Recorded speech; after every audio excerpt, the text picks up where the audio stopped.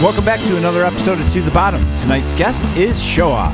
We're joined by Chris, Mickey, and Steve. We just got off stage at the Piazza here in Aurora, Illinois. I think they say Piazza, but it should be Piazza. Really? It's like well, pizza. Who gives a fuck? Let's get on with this interview. Welcome, boys. Are we starting already? Yeah, say your names. Right. Introduce yourselves. My name is Chris. I sing in the band, and I just It makes people really nervous. I have a fake tooth. Mickey, I play drums in the band. Why are you staring at me when you say it? Because I recently got really skinny. And I'm Steve. I play guitar, and I have all of my teeth except the wisdom ones. Congratulations. By choice or? Stupid The dentist choice? So let's hear more about this fake tooth. Is it porcelain, gold, what? Oh, it's plastic. Plastic? Yeah, look. Oh, wow. He got it on Tamu. For the listeners at home, he took out a 3-inch tooth. It's not 3 inches. He just put That's it back in Mickey's his penis mouth. size. The best 3 inches you've ever had. I got to get one. I'm That's missing true. 2 teeth. I got to get one of that. Yeah, you have missing teeth? Uh-oh. Oh, yeah. It's called temp tooth. Yeah. It's like For a tooth, I mean, that's pretty reasonable. You put some beads in some hot water and you form a tooth, and then you like shape it. I mean, So I could, if I wanted like a pointy ass tooth, you could do whatever you want with it. Yeah. I feel like this is what people do in prison. Like that's.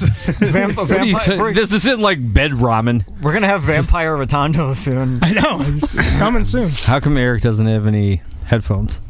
Because He's cool. Yeah, he's too cool for headphones. He's No, we ran out. Ronald doesn't have any fucking headphones. Did you see how Eric's leaning Ronald now? Reagan has no headphones. That's He's right. got the cool guy We didn't lean. introduce the third person of the band This is here. the Or Varel fourth lean. person here, I guess. The third person. I'm good There's at math. 5 of us. here. I'm really good at math. It's a good thing I have a job that uses math. Yeah. Yeah, Steve's a mechanical engineer by trade, by the way. Oh, I thought you guys were rock stars. Nope. I do the engineering like as a service to the community. It's actually volunteer work. You're really bad That at was a lying. really good joke. I just wanted to tell you. It went over really well. Just like your jokes on stage Tonight, yeah, Boom. it was awesome. So you guys just got done playing a pretty rockin' set, and Thank you. you really made the crowd Uncomfortable? very uncomfortable. That's great. That was the point. Yeah, I wanted to. So, like, for me, I feel like if you can either make people laugh or make them like, like, what's happening kind of thing, oh, it makes me so happy. Like, I feel like they're not really like a punk rock crowd, I think, right, tonight? I don't know, but they No, did. that was not a punk rock crowd. I feel like they No. clapped a lot at the end. I don't know. It's because they were like, yeah, they were great, or yeah, they're over.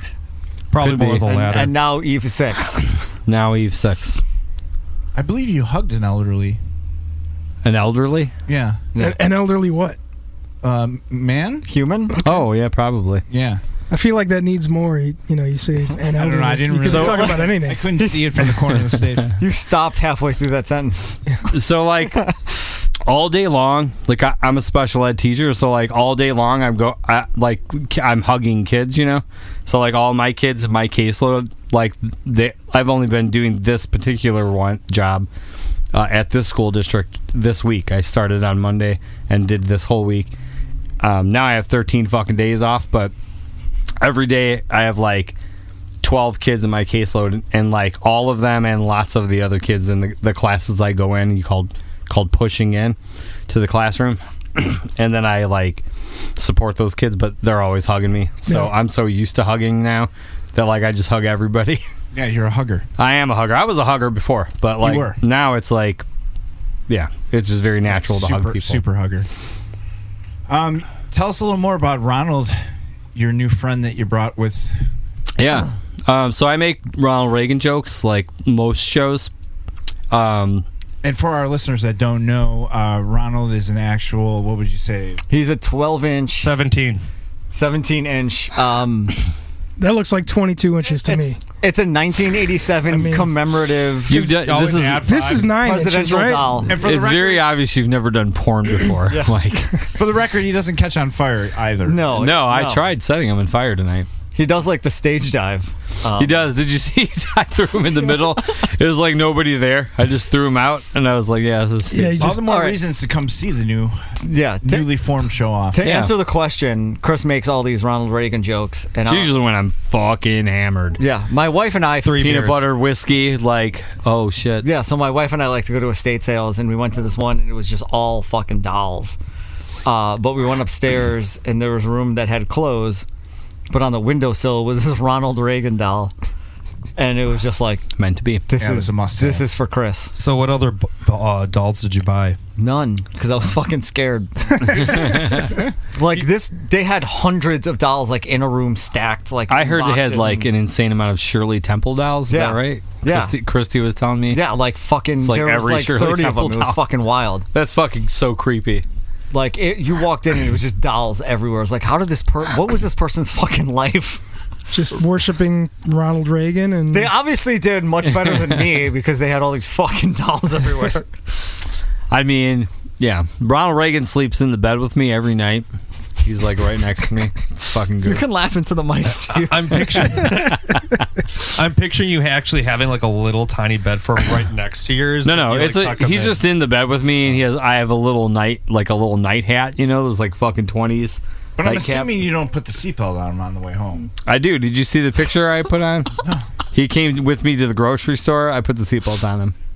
You gotta protect Ronnie Reagan, not Ronald Reagan, but Ronnie. He's the Little Ronnie. I was gonna it's say, the little Gipper. is he the little spoon or the big spoon when you sleep at night?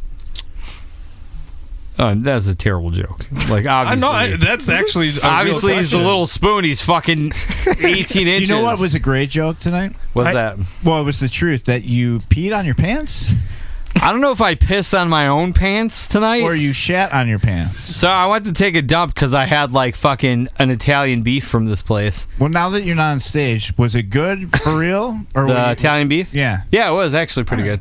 It wasn't thin enough, I thought, but You're It's really pretty thick beef. Chris Yeah. is very judgy about Italian beefs. super judgy. Yeah, I'm a foodie. So. I had, He's the I had one. It was pickiest. okay. Yeah, right. It was like Yeah, it's fine. I've it seen- should have been thinner though. I've right? seen Like, him the eat beef them, and should've he'll been- like take a bite, and he's like, "This is fucking gross," and then just doesn't touch it anymore. It's true. Yeah, Yeah, I've he's had like him. the pickiest eater that will eat like anything. I don't feel like I'm that picky. What I feel like is I have very mild expectations, and if it doesn't meet the mild expectations, I'm not wasting my fucking time.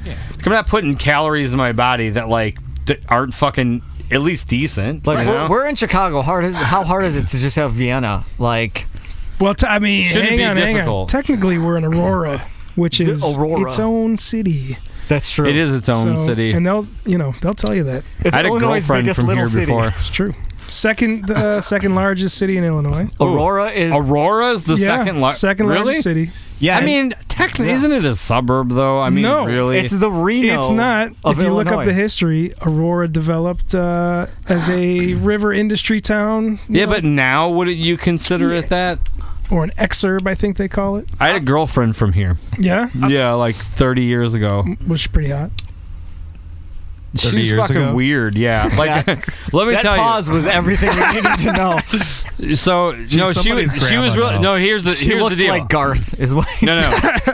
She was was very Garth. cute, but I started dating her, and then I found out after we started dating when she was like, "Oh yeah, blah blah," blah. And like we had so many conversations, obviously, because we dated, right? But the first time we had sex, we had sex. I was like, that was pretty good. She's kind of crazy, right? Please tell me she like shit on your chest. Absolutely not. That would never happen. after a beef. I wouldn't even tell that story. This could be worse though, because she said something where I was like, what the fuck? Like, she said something like, oh yeah, like fucking, and then white people, blah blah blah. And I was like, what the fuck? And then it turned out she was like a fucking Nazi skinhead Oh Jesus! girl, like skin bird. So she said something, and she said something about that, and I was like, what? And she was like, oh, like fucking white, blah blah blah. And I was like, How do you like, Are you, like, casually mention that? I don't know. Fucking Aurora. So I'm like, wait. So like, are you like a fucking? I mean, she had kind of the haircut. You know what I'm talking about? Oh, Yeah, This is a very long time ago. the two Yeah, like kind of lightning bolt S's looking things that Definitely shaved in the no. side of her head. so there's like the shaved head, but then they have the bangs and they have like the fucking sideburn things or whatever. And I was like, wait. So like, are you like a Which is back like a then fucking it's like white power or something? And she was like, oh yeah. And I was like, oh, cool. Can you get the fuck out of my house? Like, what the fuck? She's like, what do you mean? And I'm like, what the fuck? Like, how did I not hear any of this shit from you before, right? yeah, that's crazy. Like, what the fuck? So I booted her out of my house. That was in Joliet, Illinois. Yeah. Close enough. Close Yeah. enough. Yeah. Close enough. But fuck her, you know? Yeah, well, you did. I mean, I did. but Are you talking? And then fuck her again, but get the fuck out of Metaphorically, here. Yeah. I was going to ask if you did before you kicked her out again. No, not twice. Okay. No, one So time. you didn't hate fuck her? No, fuck that. I'm gonna fuck. No, the moment I fucking heard that shit, like when it was like, but like we had so many conversations where it was just normal shit, you know? Yeah. And I was like, okay, she's like obviously into skinhead culture. That's not a big deal. Like I knew her because she hung out with fucking sharps. Yeah, Like there's non-racist what the skinheads. fuck? Yeah. Yeah, skinheads against racial prejudice. So like, I mean, why do you guys get along? Right? Yeah. What the fuck? Why aren't they beating you up? Because Right. she's in the habit of not mentioning that she's racist until after you That's bang what it out, Right? Yeah. So she's hanging out with all these sharps. Yeah, and, What a just weird fucking thing. And you know Oh, what was I don't on the TV at the time was fucking Flying House. You ever seen that? Flying house. Flying House. No. Are you making this up? Right? Is that a real thing? I was just I swear to God. So it's like an anime from Okay. Japan, Oh, wait a minute. but it's a Bible fucking cartoon Yeah, I remember this where shit. they're in a house. They get into a house and it flies and it goes back in time to like biblical times. And I was like, this shit is hilarious. I need like to a fucking party. Oh, dude, it is a fucking. It's actually a really fucking great show because it's like anime. And Yeah. you're like, it's like fucking Joseph and his amazing Technicolor Dreamcoat. Let's pause on the fucking because I want to know where did you get these fucking amazing guitar skills? Yes. Oh, Steve. Oh, He's not talking to me. now you're just And being where the kind, fuck but is thank your you. bass player and your other guitar player? You know, They're they were watching actually Eve sneaking 6. away. I was actually like trying to find these guys, and they just grabbed me. I didn't even know where we were going. All of a sudden, I was outside in a camper. I'm Came to like, our fu- okay, he came to our there's fuck camp. microphones. I felt a little better that there weren't cameras. I'm like, okay, this is a podcast, Yeah, not a porno. You Wait. know? We have hidden cameras. Eric, can you smoke Yeah, in the- this? the I feel cameras like you are can't in the because benches it doesn't looking up. smell like Go cigarettes. for it. I don't give a shit. What would I ash in though? Mickey's I'll fucking. give you something. Ronnie's coat. Yeah, Ronald Reagan's go. got a. It smells like fresh, brand new camper in here. It does. I don't want to ruin No, your we'll, camera. do dude. we'll do what we fucking would have done back in the day, right? Whatever the fuck we want. It's true. Does this open? No, this one does. We'll make you freeze. All right, let's get back to these guitar skills. It's his camper. He doesn't know which one opens. Are you sure? yes. I don't want to fuck up the. You know, you fucking. It has the new RV smell in here. It's my fucking guess, awesome. You do whatever the fuck It you does. want. You got that Oh. thing on the ceiling though, right? That sucks up air. Yeah, we're good. That's why. That's why Eric is the best. It's true. Yeah. He owns an ozone generator, so I he'll have an ozone he'll generator. fly that thing in here. None of us do. He does. Yeah, I feel like I'm drinking this chicken versus unicorn. it's pretty good. I don't like IPAs, but I like this. Huh? Well, I mean, So that says something right there. your old bandmate fucking. That might mean designed it's a that really can. shitty IPA for people that do No, like it means IPAs. it's a really good one. We'll see if somebody who likes IPAs gives you what they think is a really good IPA, you're Yeah. probably not going to like it. I'm gonna hotbox this motherfucker. Fuck yeah. I'm sorry. So, all right, I don't really know that much about you, Okay. Steve. Most correct? people don't. Yeah. Steve, right? Steve, yeah. Can I say one thing That's real what we quick? go by. Can I Yeah. say one thing real quick? I'm not actually smoking if my insurance company is listening to this. Yeah, No, yeah, these are herbal No, cigarettes. They're fake Yeah. cigarettes. Yeah, like Fake. they're This is movie a- cigarettes. This is a Props. vape. These are Yeah. prop cigarettes. This is a vape without the popcorn lung thing. I'm sorry. No, I'm Moving just, on. I want to know a little more about your, so how did you end up getting hooked up with these boys? So actually, Chris and I got hooked up through a mutual friend through Facebook. We were actually working on a new band, and so he was playing drums before Mickey was back in the picture. And I'm friends with him on Facebook. He goes, "Does anybody want to play lead guitar in a new pop punk band?" And I reached out, and I actually auditioned, and on the way to the audition, I actually had somebody like stop their car in front of me, come out, and like try to attack me. So by the time I got to the audition, I was like frazzled. I'm already a bit of a spaz. Who fucking uses the word frazzled? He's really older than we are. I do. Yeah. He's no. like 95. I was frazzled when I was on my way to the interview. This guy was giving me guff. So wait, you almost get attacked. I Yeah. want to hear a little bit about this. Yeah, so I was driving. If you're in Milwaukee, I was on 60th Street, and I don't go slow. And this guy was trying to pass me going 60 and a 30 on the other side of the road, and I wasn't slowing down. I was going 10 over, I mean, the speed limit, if the police are listening. For those who can't see, he's like shaking his head like, you know what I mean? Yeah, and then the guy got around me. Like, I wasn't trying to get him to not, like, pass me, but then he finally got in front of me after an intersection, and he just stopped and got out. And I was, like, pointing at my dash cam, and then he, like, got back in his car and then was, like, trying to back his car into me. And I was, like, avoiding him. He's, like, all over the sidewalks. It was crazy. The best part about that is I was, like, getting ready to run into him if he pulled, like, a gun. Knowing I had the dash cam to protect me, and then I got to the rehearsal, I pulled the SD card. SD card was corrupted, so no footage was recorded on it at all. So imagine if I ran over a guy. Fucking amazing. Yeah, I would. This is the reason why I bought a dash cam, and of course the SD card froze. Yeah, the one thing you wanted to do. Yeah, so that was a bummer. I also like how you stated that the dash cam would save you against a gun. Yeah, I was gonna say.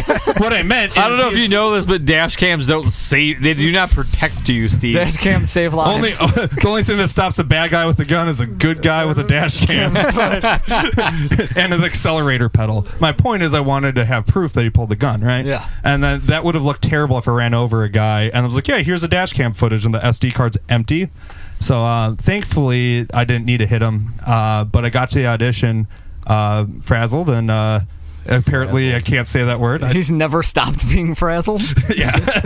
And then things went well with that, but And was that pop punk band the fabled Rad Racer? yes, it is. It is the fabled Rad Racer, and so we were doing that, and things weren't quite working out with the lineup. And long story short, we ended up bringing Mickey into the picture. And after that first audition, I mean, Mickey was like 10 minutes away from my house from the first rehearsal, and he got a call from Chris, and he was like, "This has to be Showoff, like, right?" this has to be Showoff, right? Yeah, so during that practice, we started doing like a couple, like Mickey and I were like, funny. so we're playing a couple old And Showoff Steve's songs. like, "What are you guys playing?" I didn't know, honest. This is honestly, I never knew of Showoff until I started playing with Chris. Like, the mutual friend was like, "Yeah, we're playing this band, it's with a singer from Showoff, and it's really cool." I'm like, "Cool." So I'm like searching him on Spotify and listening to him. I'm like, "Yeah, that sounds just good." so people know, that's how we get new listeners. We audition people. It's a very slow process. That's how we get the plays we get. If anybody out there wants to audition for Showoff, If it works, it works. Yeah, Head to that our original spot, the Rad Racer lineup wasn't working, and I was like, well, who do I know that drums? And I was like, well, the best drummer I know is fucking Mickey, and I love Mickey, so I was like, hey, you want to come do this? And he was like, yeah, I'll fucking come I'll out. drive up. I'll break Steve's electronic drum. Yeah, for that first rehearsal, we just used my electronic drum set. Every single sensor broke, and since then we've used a real kit with mic'd up in our in-ears.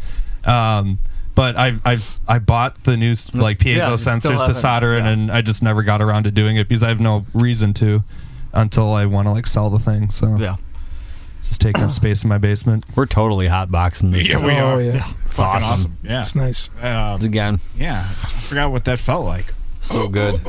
So, Mickey, you went to school with the drummer of my band. Yeah.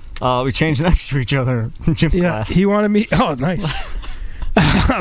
He wanted me to bring. Well, then I you asked know him. what I know. Yeah. That's right. Well, we Small. all know. It's It's very small. Yeah. He can't dance. He can't want dance. to know that. No. I asked him if he had any good questions. He's like, "Oh, ask him. Talk about the drum offs Ooh. that we used to do." He said you and him were very competitive back in the day, or you had a little like friendly competition thing going on. Yeah, because there wasn't many drummers, obviously, when you're 12, 13, 14, 15, whatever. So obviously, like, me and DeMar were friends, and it would be like, let's come over to my basement. We're like, it was like the hangout, where band practice had drum set up and shit, and we would just steal fucking drum parts from each other. Cool. And then we would do like a lot of it was like during shows when it was when he was doing knockout post fifes doing knockout, and it was like we're playing a show together, and it would be like, fucking watch this, and then do something. It's like, you motherfucker. And then it was like, all right, my set, fucking watch this, and then it would be like, oh, he did that, I'm stealing that, like, fuck you, it's mine now. So it was always friendly. There's That's not what he said. He said you get no. Just kidding. Well, fuck him. Yeah, he was like, "Fuck Mickey." Fucking Mickey. That Damar. I mean, who's fucking named Finish that Damar? beer. It's a Sam Gone. Diet Sam's Cola, and it's empty. Oh shit. Okay. I don't recommend these. You feel wasted now or no? I feel kinda. Oh, that's good. I feel dead inside. You're gonna But I felt like that before. That's how you know you got your money's worth. Though. That's right. Yeah. I mean, Why can I quit drinking at the same time? That's true. So, Chris, yeah. Showoff began 1921. 1921, and this was after AYA. Yep. And AYA. Why don't you tell us a little bit about how that all began, how Showoff began, and Yeah. your journey into the life of music. So it all began when I was 2. Go way back. It actually does. When I was 2 years old, my dad was a youth pastor. Okay, So we were at church, a Pentecostal church, by the way. is that the Speaking in Tongues church? They did, yep. Yeah. We were not allowed to have a television. His dad used to be like, show But we- off all the time to him. So we hid it when the pastor came over. We'd hide our TV. Yeah. But anyway, the point is that when we were at church, I would wiggle out of my parents' arms and go to the front of the stage to yell, like during choir stuff or whatever that they had. So I would sing that stuff. But, years later, kept singing. I went into a record store in Homewood, Illinois. There was like a flyer up and people were like, we like Smashing Pumpkins. We like this and whatever. And I was like, I don't give a shit. And I just tore it off, little number, called it up. And I think it was Oliver Dayton, my old guitar player. And he was like, oh, yeah. Come out, we'll play. And we were like 16 or 15 or something. And I lived in Joliet. So my dad would drive me out to Homewood. Then we would practice at whoever's house. I didn't want to bother my dad. So, like, literally, I would sleep. And I didn't want to bother anybody else. So I would sleep under the mailboxes at the post office. Like, on a Friday night or whatever. If it was summer, I would sleep under the mailboxes if it was raining. Otherwise, I would sleep outside of this door by some, I don't remember what it was, like a laundry or dry cleaners. So I'd stay out there all weekend. And we just kept playing and playing and playing. And I think our very first show we ever played, we played with the Blue Meanies, if you remember them. Yeah. And then there was like, God, what the hell was their name? It was another ska band, I think, or like an Oi band, I think, or something. Okay. I only saw you guys once. It was at Fireside. And I can't remember what else was on the bill, but I think who we played. We played with Slapstick a lot at the Fireside. might have been it. Yeah. So we were playing that, and we kept playing, and then I moved to Louisville, Kentucky, and hung out with the Earth Crisis guys. And that's a old school for people that don't know. Old school, like hardcore band. Straight edge. Yes, they were straight edge. I don't remember what it was, bass player maybe or something. Went to his house and he was like, had a bunch of firearms. And he was like, "This is for the war." And I was like, "Oh shit!" Like, what war? And he's like, "Oh, this is for like vegans versus non-vegans." I was like, "Seems like you're way outnumbered." But Well, I mean, I get you. You don't drink, you don't do drugs, you don't eat meat. You got to make up for it. You got to be angry about You gotta something. have an armory Yeah, I mean, to fill the hole in your soul. yes. So I did that, and for then AYA ended, and I knew guys from playing around or whatever, Brockmeyer's guys, and then Wait, real quick, not to interrupt you, but where was that AYA record recorded? Was that wasn't Emerson, was it? the AYA stuff was with Chuck Uchida. Like, most of it was recorded with Chuck Uchida and Atticus. I think it was Atticus Studios is what it's called. He did a lot of the Johann's Face stuff, right? Yeah. And when we recorded it, Did he do the Four Stupid. Squares?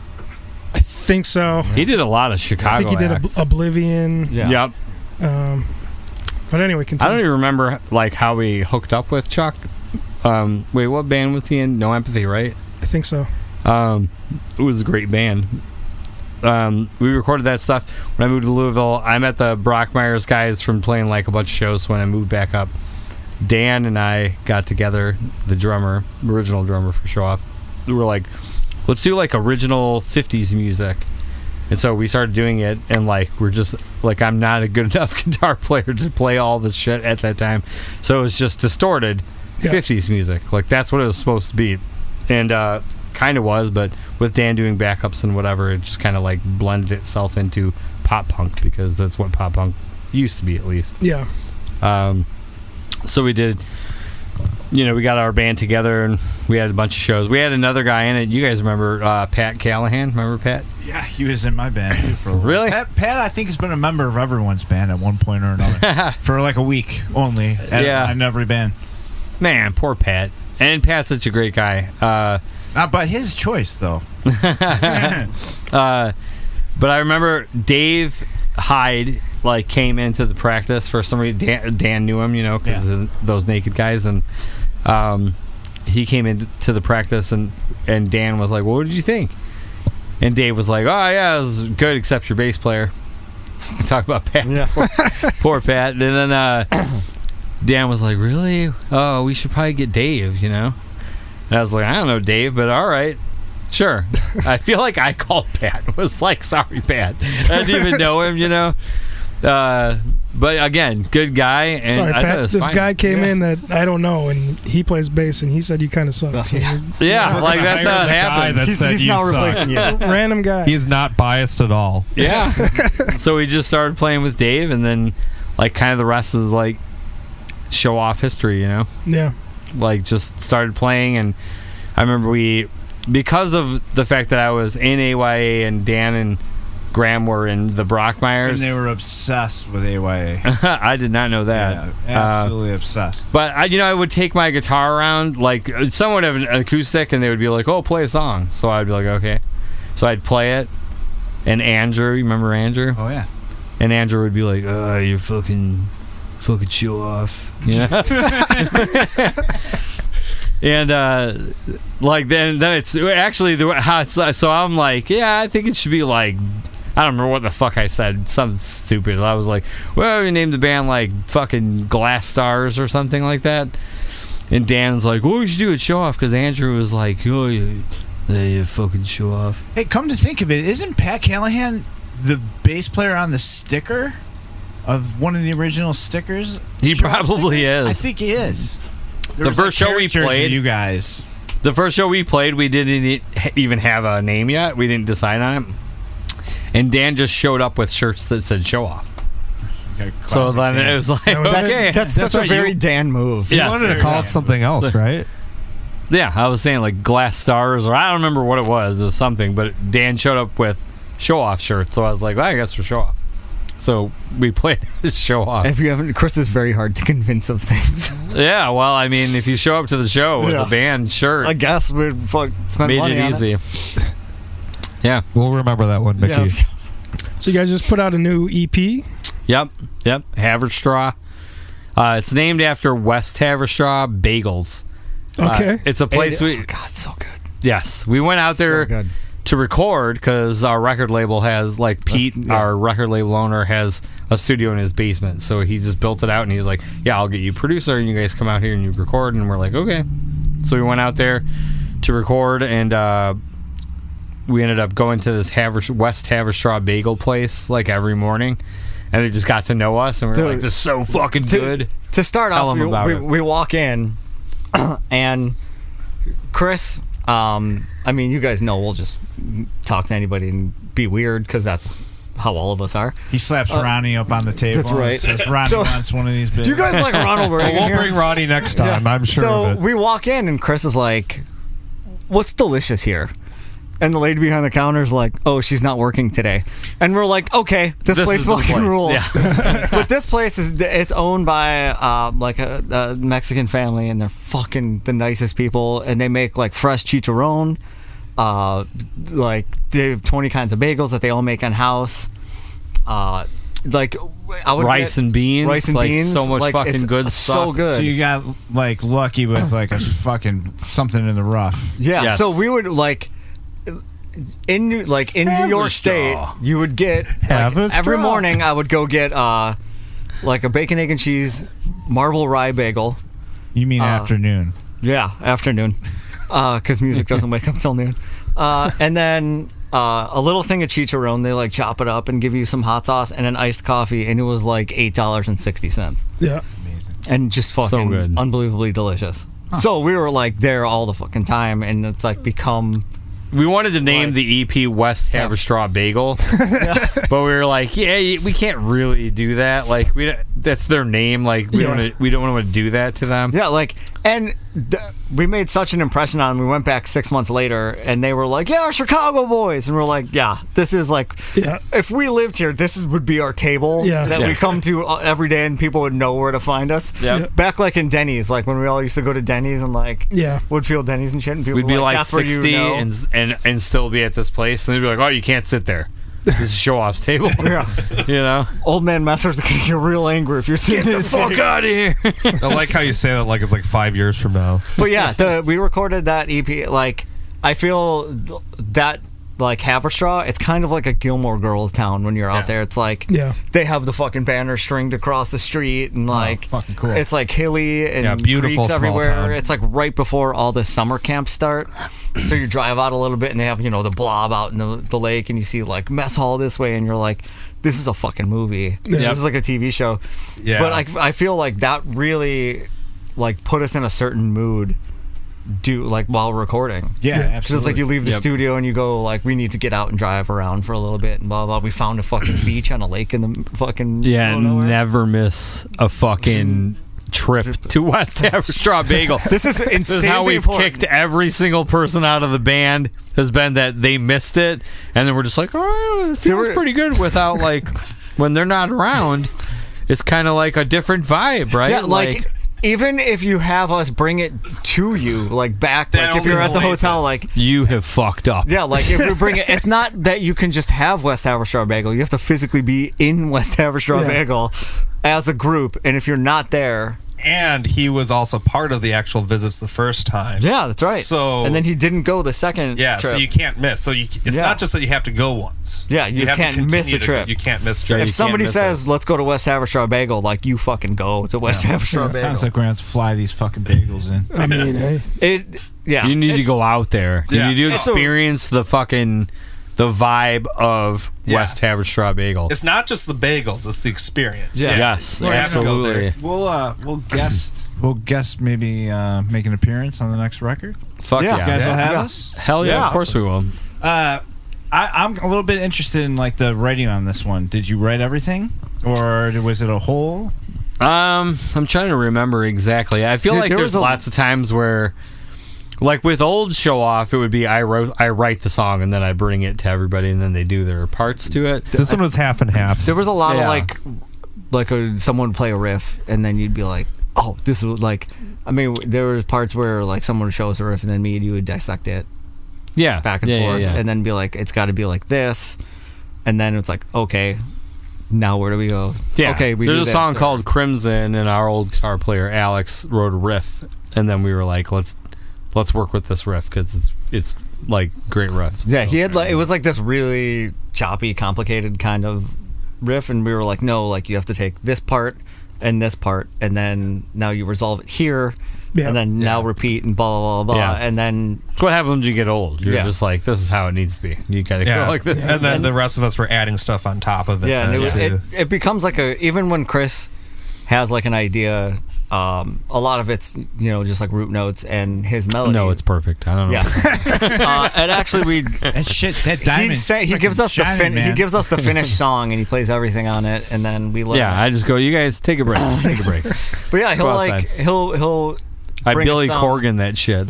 I mean, go like, outside and play this whole. Get off the drums. what I mean was like Day You Left, he pretty much had all the way through. It was a lot more like Beach Boys-y Yeah.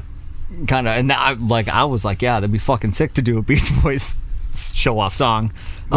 Probably had something to do with that setting Yeah, of where you guys were at. For sure. Yeah. I mean, but Was it all written out there? no, No, we went out there 90%. Yeah, we did pre-production out in Milwaukee. Yeah. But you did a lot of the lyrics Oh, while we were recording. While we were there, yeah. While we were recording all the instruments, Chris was just on his laptop the entire time working on lyrics, and he'd like come bursting through the door like a mad scientist. I got it, perfect lyrics, and we'd be like, "Yeah, that's good, Chris." Be doing something. Where's Mickey? Well, he's got to hear this. Yeah. But I think like this, Mickey, you and I have been working together for so long though that like I know when I get something, I'm just like, oh, he'll appreciate this. Like he'll be like, oh yeah. Yeah, I mean, Chris and I think very, very rarely ever don't see eye to eye on something musical. There's so many times when like we'll be writing and I'll know what Chris is trying to get at and what he's trying to do, so we'll just do it, and then Steve will look at us like, what the fuck? Like, did you guys pre-plan this? And it's like, no, like, yeah, we just how it is, like when you've been writing and playing with somebody forever, like you just know what they're trying to achieve and what they're. Yep. But it's fun learning that. You can see it in his though. eyes, like, like I know it's turning, and then. Yeah, I mean, I've been already starting to pick that up. Obviously, I don't have the rapport you two have, but yeah, I mean, it's fun to watch it. Back to writing, like this version of Showoff, everybody gets input. We.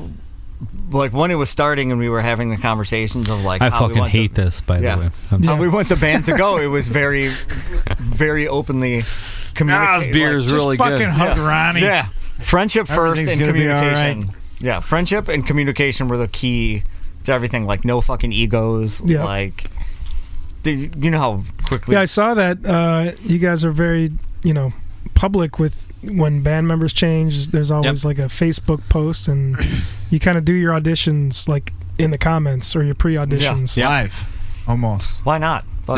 Yeah. Content is key, right? Yeah, you can watch it live if you subscribe to our OnlyFans. Yeah. So. Yeah. Only It's a lot of feet. Yeah, a lot of feet. Yeah. Only feet. What I loved about tonight was that you pulled shit out of the books like old Chris, and you made, again, going back to the uncomfortableness, but I thought it was fucking cool because, I was witnessing you, fucking 10 years ago be, I don't give a fuck at all tonight. That's kind of the vibe I got. I mean, honestly, the me now, 48-year-old Chris, I give way less of a fuck. Back then, I think I gave, to some degree, a little bit of a fuck, that, I hope that people enjoy themselves and blah, blah, blah. Now I'm just I don't give a fuck. Whatever. I want to have a good time, and, if you want to enjoy that good time with me, that's great, right? Right. But if you don't get it, or you don't whatever, then who gives a fuck? I'll go to work, in 13 days because I'm a teacher, so I'm fucking off for 13 days. But I'm gonna go to work. I have a job. I'm fucking living life. I'm fucking enjoying my life. I'm playing with my best friends. So I do give a shit that I want people to enjoy themselves, right? But in the end, it's who fucking cares? I'm up there having a good time, and if you enjoy it, I want you to. If you don't, who fucking cares? You know? That just means you're trying to not have a good time. Right. So have fun, be up there, do your shit, and who cares what other people fucking think?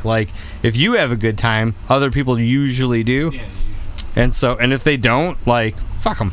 Who cares? Yeah. Do you find lately that you want to write more? So the process now is a way different, I think, even than with Haverstraw.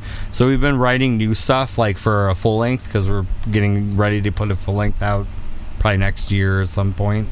But the writing process is a lot different, where I think most of the time now we're someone will come up with a riff, something different that I'm not really capable of writing.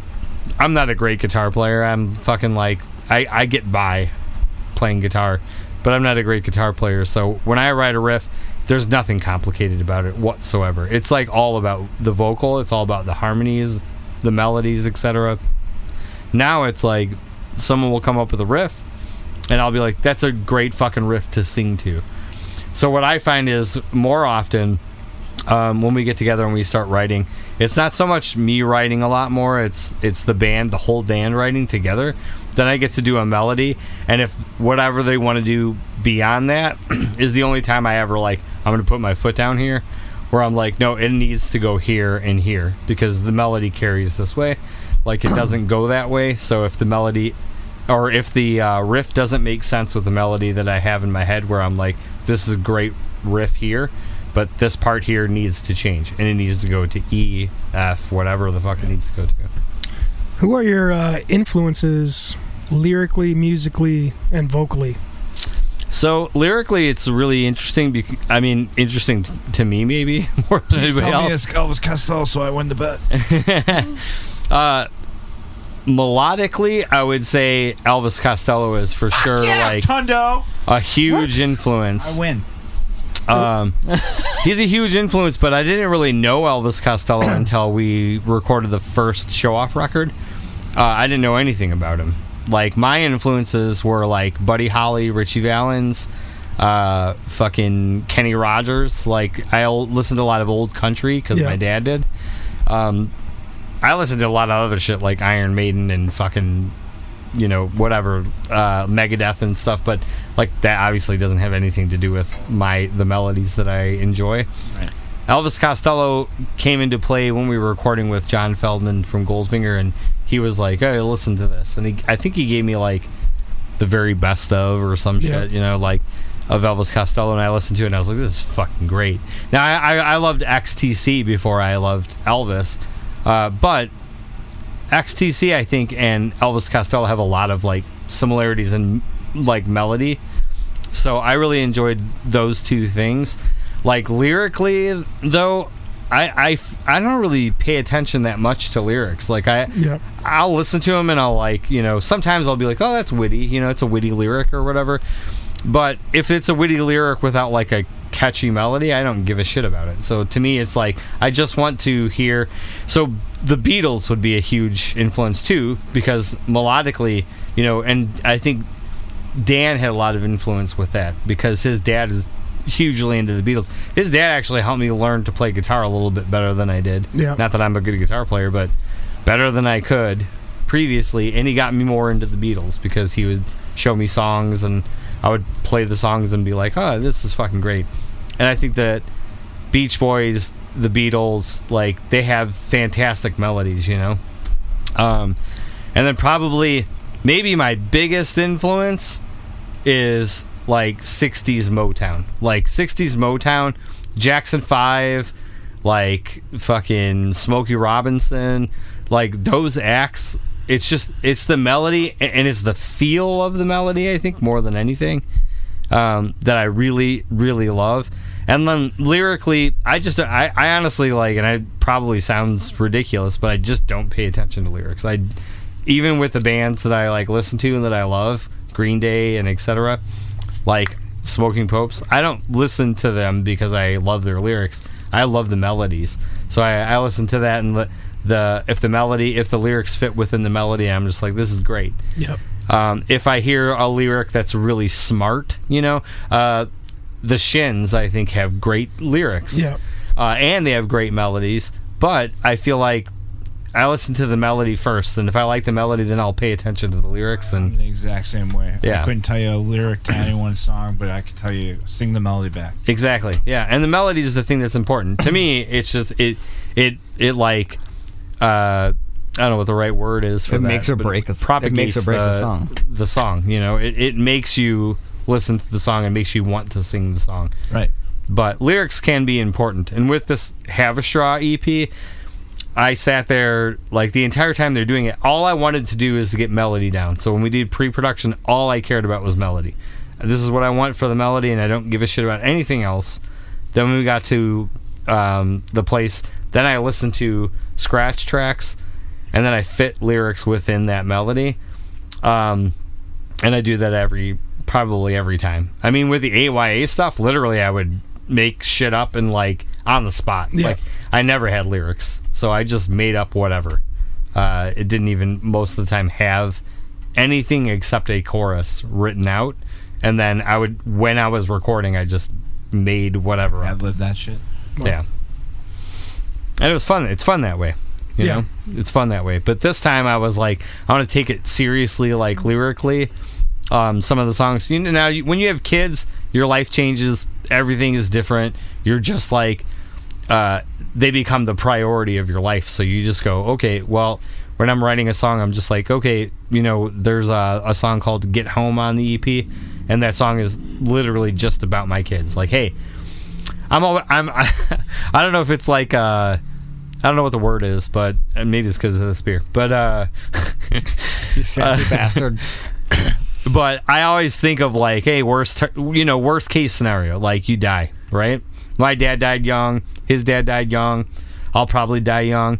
And if I do, like, I was like, I want to write a song that's for them, to give them like something uplifting and a little bit of advice, which literally the advice is like, live your life to be happy. Like, that's it, Yeah, you have to worry about money, but like, live your life to be happy. Nobody died doing something that they love and were on their deathbed going like, fuck, like, I wish I made more money. But there's tons of motherfuckers who had tons of fucking money who were like, I wish I did something I loved. Yep. You know what I mean? You look back on that shit, you look back on your life, and you go, I wish I did something that I cared about. It's why I chose special education. To me, like, and it's crazy if you think about it. If you have these kids, right? I have 12 kids in my caseload, right? If I can reach one of those kids, like, you can look at their timeline, and their timeline, had you not had some sort of like, not interference, but intervention. Yeah, intervention in that kid's life, where you're like, okay, so the issue with their learning is this, right? Had you not been there and done that, and like, it doesn't make me a hero, it doesn't make me any fucking thing, other than someone who wants to see those kids succeed in life. So you have one kid who you go, your timeline could go this way. Imagine being a kid who, you get dysregulated and you can't think straight, so you get bad grades, right? So it used to be you'd get bad grades, you go through high school, you get bad grades, and if you're lucky, you get a job that's like very physical job, right? Like mover, like on a line at a factory, and there's nothing wrong with those jobs. But oftentimes what happens is with those kids, they get dysregulated even those jobs because it's never been dealt with, right? So they get dysregulated at their job when they're on the line. They get fired because they overreact, and they've never been taught, hey, this is how you can cope with that. This is how you can deal with your feelings. But if you get all the way into elementary school, which is where I teach, is elementary, if you can somehow intervene within the elementary school age, and you get even one of those 12 kids to like, okay, this is what's going on with them, this is why they're dysregulated, and oftentimes it's home life, right? Parents are like really shitty with their kid. Like, that kid goes through insane amounts of trauma, and you're like, if I can intervene a little bit in this kid's life and go, hey, you know what the problem here with this kid is, they're getting dysregulated at home life, they're not getting any sleep or something, right? Because sometimes it's just like fucking tough. You're a parent, you're a single parent, you work fucking Amazon delivery, you take your kid out at 3 o'clock in the morning, you have no choice. Yeah. So that kid, you go, okay, hey, if I can give this kid an hour of sleep in the morning, let's see if they're still dysregulated. And they are not, and you've solved that issue right off the bat there. That kid goes, here's my timeline, rather than going, like, I could barely function within what society says is normal, and they go into, then they are committing crimes because they cannot make money. So they're committing crimes, they go to prison, their life is fucking prison. That's fucking horrible. How many fucking days are you into this job? Well, I've been doing special ed for like a year and a half, 2 years. Yeah. The position is this position, a week. This week I started my new position. But you just go, okay, I made some small difference, and like, if people down the line can continue to make those differences, right? Then you just change this kid from like just a fucking miserable, awful, like depressing existence into like productive, maybe have a family, and like what a fucking difference, right? So I don't make a ton of money, and I don't give a fuck. Like, I don't care. Like, I make enough to live, and that's fine. Yeah. You know, but I also Got like really real in here. it did. But I'm gonna say like one thing else about it is Ronald that Reagan. oftentimes special ed teachers go, I don't give a fuck about the money, but it's bullshit how much we get paid. Yeah, you get paid nothing. My sister's a special ed. Yes. Yeah. It's bullshit that we don't get paid, and it's bullshit that people go, oh, you shouldn't care about the money. Fuck How is you. your sister? I haven't seen your sister in a while. You know what I mean? Which one? I got two. Jacqueline. Jacqueline? She's good. She popped out 2 babies, and she's rocking and rolling. Fucking 2 now? Is she the special ed teacher? No, my older sister, Lisa. Who's Lisa? Yeah. Nice. No, Jacqueline. Jacqueline's in school to be a nurse. Proud of her. Amazing. Hell yeah. That's also a huge difference in people's lives. Right. You know? I mean, I think. And you get shit on constantly. So Yeah. Literally. Literally, it's right. Yes. In the shit ward. In both professions, by the way. Oh yeah. I mean, you never know. Somebody might come in the middle of the night and they can't get unstuck from each other. You know, there's a lot of great stories. Out there. That's right. Yeah, not to get too real. I'm just saying. Yeah. Teachers are underpaid. We should make more money, and specifically. I mean, honestly, everybody's underpaid. That's true. Below, That's true. a certain level. That's true. But I will What are say you this: doing, Steve? the issue is if you want to go into teaching, right? So I'm 48. If you want to go into teaching, you're starting out at a bottom rung. It doesn't matter how good or bad you are. You're at a bottom rung, and you're going to work your way up. But at 48 years old, starting at the bottom rung is tough. Yep. You know what I mean? Yep. So they need to change that shit. Yeah. They need to change that. 100%. Like, it doesn't need to be, like, insanely more, but it should be more. And, like, it should be easier to get in when you get older because people get burnt out on it. Like, Yep. you just get burnt. Like, you're taking on a lot from a lot of people, you know? Moving on. Let's talk about something different. We're going to cut that whole segment out. They might. Eric, I always feel like you and I were around each other a lot, Yeah. but we didn't really get a chance to hang out a bunch. No, we didn't. No, and that's sad. Yeah. Well, I always thought you were a good dude, so I would like to. new beginnings. You were too New busy beginnings. rubbing Something elbows right with in your Madonna. mouth. What's that? You were too busy rubbing elbows with Madonna. Getting hand jobs Yeah. from Madonna? She did not give me a hand job. I said that on stage. Oh. I caught that Did one. you ever meet Guy O'Siri? Yeah, he's the one who signed us. Okay. Yeah, he's probably the guy who I was around the most at that label. Do you want to hear my rendition of like what it felt like when you guys got signed? Yeah, please. Fuck those guys. That'd be so interesting to know. Well, there was the St. A show where I was a very jealous asshole towards you, and that was because I was in the Brockmeyers, and those guys left the Brockmeyers Oh, to yeah. start Showoff. So I was like in this total asshole, jerky, very jealous spot. Sorry, Tunnel, I'll hold it next to my mouth, in There my we go. mouth. Yep. Do that. But anyways, from that point on, there was like the St. A's show. Do you remember that at all? Yeah, I remember that show. Okay, so there was St. A's, and then from there, all of a sudden, you guys got. Were you signed? Was it St. Right A's after that that? Smoking Popes also played? I believe so. Yeah. Yeah. Was shortly, I believe, after that you guys got signed. But I just remember that like you guys were a new band. You know, there was people coming to the shows, but the minute you guys got signed, all of a sudden, fucking sold out shows like immediately. I don't know what happened from the minute that the word spread that you guys were getting signed, because you were literally the first band from Villa Park to get signed Yeah. to a major. Yep. At that time. So it was like big fucking news. If there was a band that's going to go somewhere, you know what I mean? Like you guys had it together, you were doing crazy shit. Yeah. You were, making people uncomfortable. Yeah, I mean, from the outside, it was like, holy shit, somebody could fucking do this. Right. We're all up there singing, Kumbaya. Yeah. And you're up there fucking making people fucking spitting on people and shit. Graham's spinning himself around and, Shoving water bottles up their asses and stuff. shit like Yep. that, yeah. Because it went from like little hunky-dory Villa Park bands, where we thought we were cool in punk rock, and then you guys fucking start tearing I mean, it up. literally, I saw you guys play at the Lombard Common. Yeah, I remember. It's like the Park District. Yep. Or whatever. What was her name? Kosh. Kosh, yeah. Oh, Gosh, shit. McCarver. Yeah. She's still around doing stuff? I think we tried reaching out to her to try and, because I was like, we got to get her on the podcast. You should, yeah. But I No, think don't she think just she wants to be anything. Yeah, she like no response. Oh, well, that's too bad. I don't know. But yeah, to see you guys go from like that, which was a bunch of kids playing like my first band.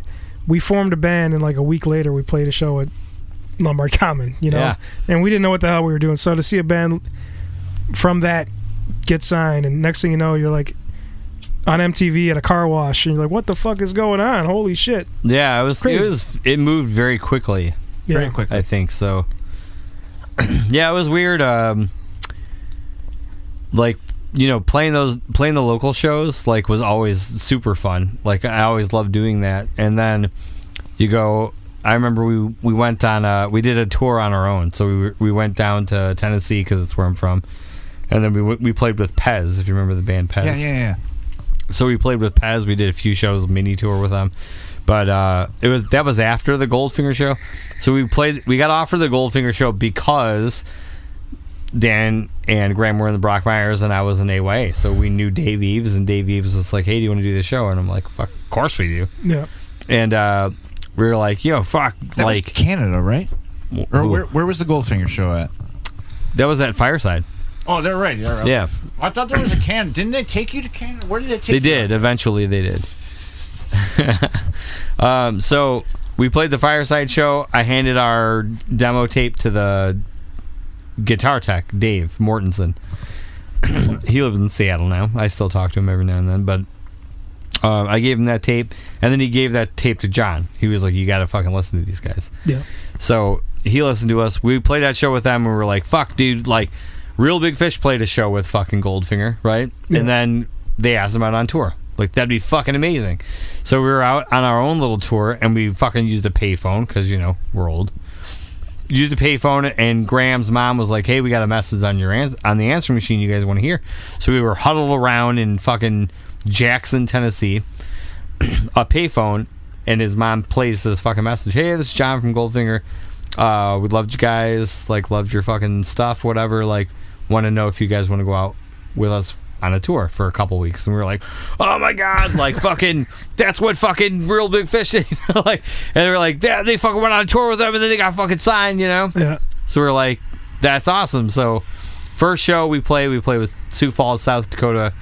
There was a ska band playing before us. If you're in that ska band, I apologize, but they weren't amazing, right? They were decent, but the kids were going crazy. So we were like, "Fuck, these kids are gonna love us," because like I think we're a pretty decent band at the time. So we're like, "Yeah, I think these kids will really like what we do." So we get in stage, and I'm like getting ready to fucking play, and I like look over to the side, and fucking Feldman's just sitting there. And I'm like, Jesus fucking Christ. Like, why? Yeah. Like, don't fucking do that to me. Mike Flumley did that to me when he wanted to sign Backdrop to 00 Really? Records. And Darren goes, "Don't look now, there's Mike," and I couldn't sing. Oh, Dude, when it is. When I played Rock Room, he was fucking 5 feet away, just fucking watching me play. I'm like, "Fuck you." So we play that show, and fucking kids went ape shit, like jumping off walls and shit. Yep. We get done, I start walking off stage, and John's standing there, and he's like, "I'm getting you guys a fucking record deal." And we're like, "Fuck, yes." Like, this is amazing. Yeah. So then, like, we did more touring with them, and we went to New York, and at Glassworks Records, which I guess didn't really turn out to be a major thing, but Yep. he's like, "Oh yeah, this guy, like Daniel Glass, he used to, I don't remember what he did at a label, but he did some stuff at a label." He's like, and he's starting his own label, Glassworks, and they're interested in you guys, so let's go, like, talk to him. So I walked in there, and fucking Paula Abdul was there. And I was like, okay, number one, you're fucking way hot. And number two, you're like 5 foot tall. Yeah. So you make me feel tall because I'm 5'7". And I'm like, that's even fucking hotter, right? Yeah. And then I'm talking to this guy, and like, did whatever. And then we went to LA, and we like spoke. Then you buy an IROC. I did get an IROC Z, dude. Yes, you did. And we like went into the Maverick fucking offices in Beverly Hills, and there's like Guy Osiri, who's like, I didn't really know him at the time, but he was like, "Oh yeah, we want to sign you guys. Like, fucking love the record, love this, love that, or whatever. Like the demos, that we did with John." And he's like, "Oh yeah, we really want to sign you guys and whatever." And I was like, "Okay." And then I feel like John was like, "Ah, yeah, well, Maverick gave the best offer, so you should go with that." So I was like, okay. So we did. We signed with fucking Maverick Records, and we're just like, fuck, like the Rentals are on this, the Deftones are on this. Like, that's pretty fucking awesome, Yeah. Yeah. So it was big, and it fucking like blew my mind. But you're so young at the time, where you're just like, yeah, this is fucking great. But like, you're just kind of like, I don't know what's gonna happen. Who cares? Yeah, like, you don't know how to grasp and take advantage of all of it. You're just kind of like, What was weird don't too, know. being like all of us still back at home playing music, because we're like, whoa, like now you guys aren't around anymore.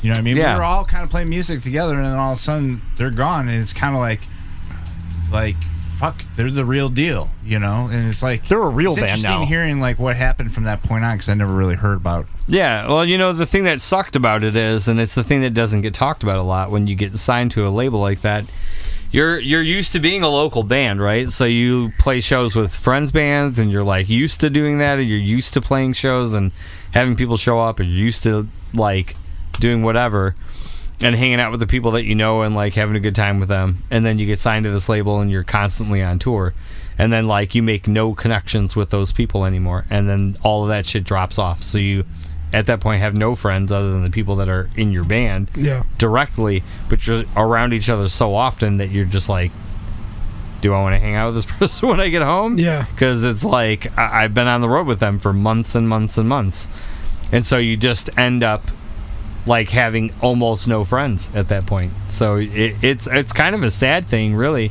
because you like get disconnected from the local scene because you don't get to really play with those bands anymore. You have people making decisions for you on who you get to play with and what you get to do. So you're like, but let's bring our friends on tour, and your booking agent's like, no, you can't do that. Like, right. You got to go out with this band and this band.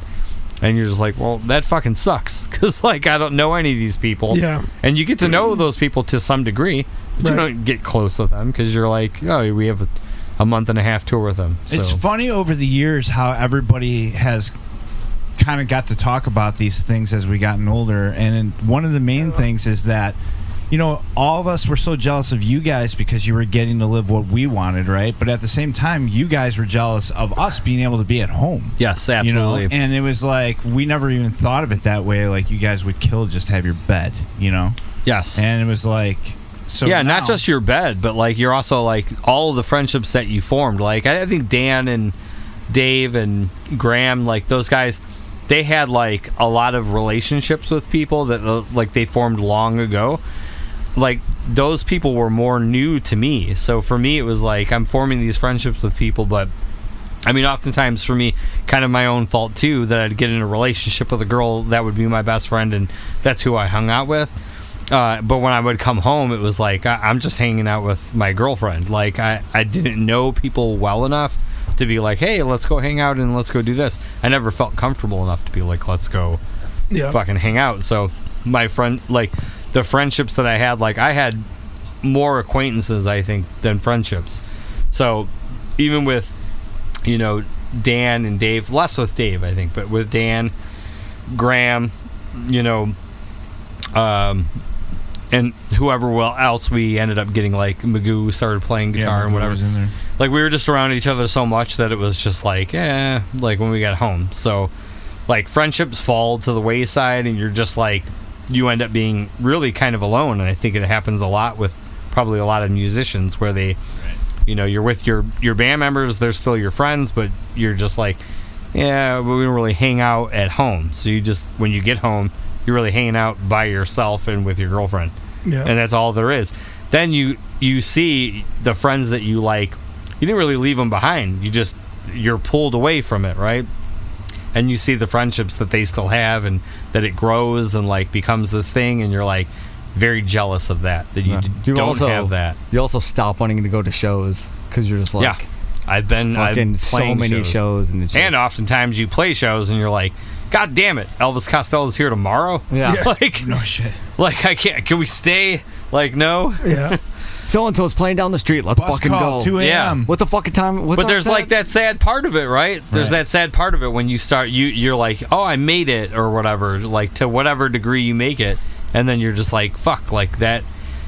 Yeah, you made it to some degree, but you're out, you're gone constantly, and so those friendships deteriorate, and like the ones that don't deteriorate never get to get built the way that you'd like them to, Yeah. And you're traveling to all these cool places, but you're not really seeing them either. Yeah, you don't really get to see that No, stuff. you see the backstage, the dressing room, If you're And a lucky, you get to hotel. see it out the toilet. window as A you're van. driving by. Yeah. Yeah, there's such a less glamorous part of it that people don't like get or like understand, because they just see it and they go, oh, this is awesome that they get to do this. But then you're just like, you're looking at it going, yeah, but like you get to form these relationships and have like a normal life and like get to be around people and hang out with those friends and continue those friendships and like build on them. Yeah. And man, it's it a weird awesome. part of it. It was awesome in Seattle. Like, we loaded from the van into the venue and Right. back out. Pretty much, Like, yeah. Yeah. I still There was remember- a cool place next door. I don't. Right. Yeah, they had great fucking like falafel Yeah. over there. After sound check, about I got it. a coffee next door, and now it's. Yeah. What does touring look like these days for you guys? We're not doing a ton of touring, but I feel like we're going to start picking it up probably more. But especially now, like that's an advantage, I think, for me at least, of being a teacher. Like, I get the summer off, so Yeah. we're welcome to fucking go play whatever fucking shows we want. Yeah, I mean, as you both know, it's not 2002 anymore. Mickey, how often do you play drums? Whenever we practice. Never at home or. No. I mean, I used to a lot when I was a teenager. But the older I got, the more it was just like, I'm going to pull out a practice pad and keep my hands working. Yeah. Because, that never needs to stop. Oh, I was going to say, I remember Tom and I, when we would hang out, and then Tom got into an accident and broke his back. Do you He remember did. that? Yeah. On Yeah. I-88. He wrote Yep. a song about it. I drove out there that day. He flew out of a fucking van. Yeah, it's onto crazy. the median. I went to his house when that happened. Yeah. I remember talking to him about it. I remember him saying something about, like, not during that time, it was a little bit after that, and he was like talking to me, and we were having this discussion, and he was like, I want to name it Tom Higginson and the Plain White Tees. Did He you know said that? that? No. Yeah. And I was like, That dude, seems like I was like, do not do that. Do not do that. Like, Yeah. you're a band, yeah. just be the Plain White Tees. Dude, I don't know if you How ever do this. fucking funny would it be Right? if he actually named it Tom It makes Higginson sense and the though, Plain White because Tees? I think Tom, like, lots of times he listens to where it's like, like fucking Tom Echo Petty and the and- yeah. Heartbreakers, like, Echo and the Bunny Man. Higginson was actually the one that introduced me to Showoff oh yeah, through a friend. Kind of, we had a mutual friend. is that and, friend called Meth? No. No. Crystal. It's called Crystal. She was Chris. No. But anyway, she was like, "Oh yeah, Tom's favorite band is Showoff," and I was like, "Oh." And at this point, like, I knew, a bunch of local bands. Tom and I were friends at that point, though. I mean, right? I feel like Tom and I Maybe. were friends. This was early though. very This was, very close to the beginning of Showoff. Yeah, I remember he had a Showoff sticker on his car, Right. and he would pull up to whatever show my band was playing with the Tees or whatever, walk out of his car Yeah. with his giant fucking big gulp in his hand. It's fucking Pat Callahan on the Showoff sticker. I know it is. I'm going to verify that. I bet it is. Yeah, I bet Dan probably drew it up that Right. way. Right. I can tell you, Anyways, my story is that I was in Malibu with Tom and my brother, and Yep. they're fucking, those two are getting after it. I don't drink anymore. And it was 2, 3 in the morning somewhere, and fucking Tom puts on every single fucking Showoff song. And they sat there and sang their fucking hearts out. That's until, great. like, yeah, I mean, it was a fucking amazing night. And then we had, of course, go all through all the bands.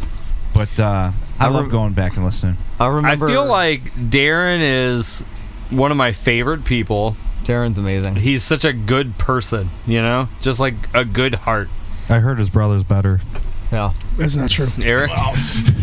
It's all rumors. That's good though. Darren is like our one listener. Eric's never been to West Shore of Bagel. That's true. No. That's true. We're going though. Yeah. But yeah, We're making it Darren happen. is such a good person. Like, you know that better than me. You're his brother.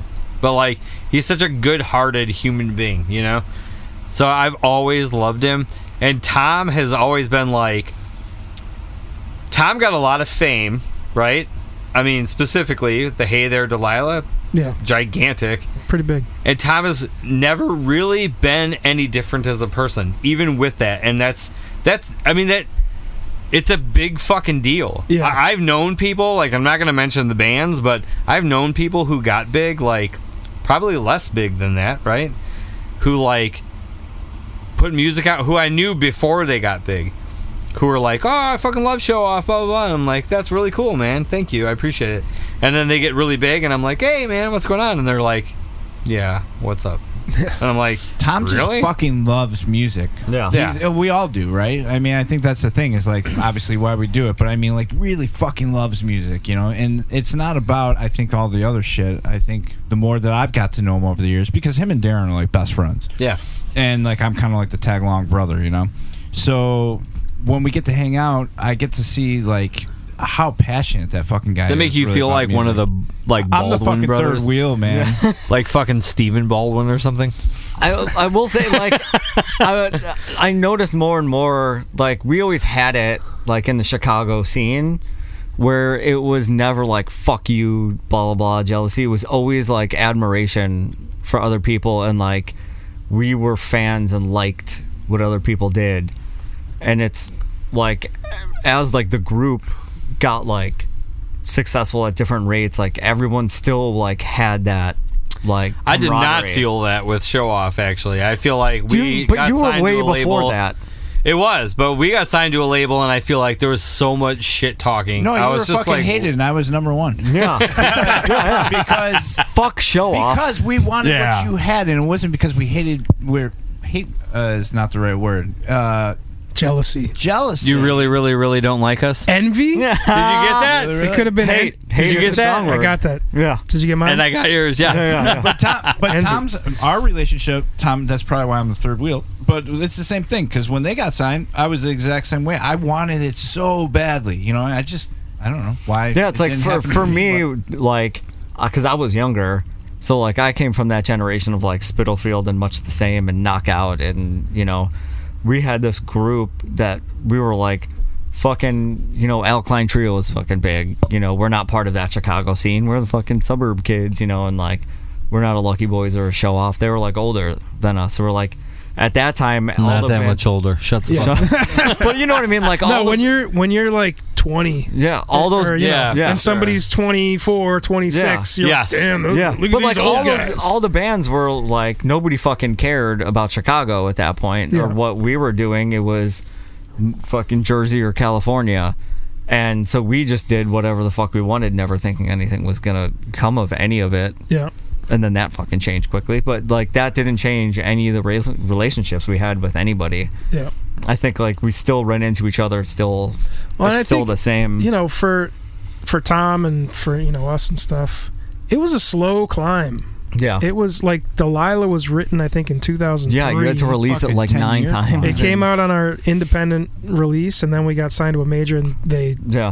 That put out the album. Was and that then Hollywood Records, it right? was, yeah. Yeah, I wanted to ask that. Like, how was it when Delilah hit for you guys? Like, when it, like, came out on the radio, did you know that, like, hey, we're Hollywood Records, we're going to release this? Did you know that it was, like, It's once weird. it hit, were you like, shit? Or It were you never like- really felt like it hit. Yeah. Because even, you know, leading into the Hollywood Records thing, it was like you know, viral, I guess, on MySpace and shit before viral was a thing. I Yeah. fucking listen to Stop like all the fucking time. Yeah. It's still the greatest record. It's It is. fucking. I want one more like that. Yeah. I'm But trying yeah, to think, it is was- there even bass in that song? No. I re- Live there is. Because, okay, I was going to ask that because the other side I was going to say, if you release it so many times, were you like so sick of the song before it even became popular?